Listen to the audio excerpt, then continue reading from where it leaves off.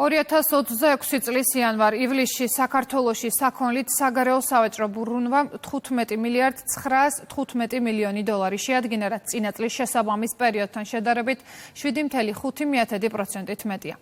საგარეო სავაჭრო ბრუნვის მაჩვენებელში ექსპორტის წილი 4 მილიარდ 670 მილიონ დოლარზე მეტია.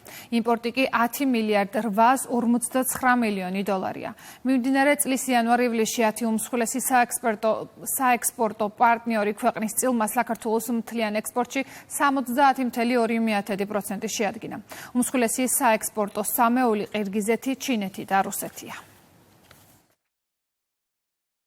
ზრდა ძირითადად დაკავშირებულია რამდენიმე ქვეყანაში სასაქონლო ნაკადების ზრდასთან. ეს არის ძირითადად ჩინეთის და მეზობელი ქვეყნების მიმართულება, თუმცა გარკვეული კატეგორიის საქონლის ექსპორტი გაზრდილია ასევე აფრიკის რამდენიმე ქვეყნის მიმართულებითაც.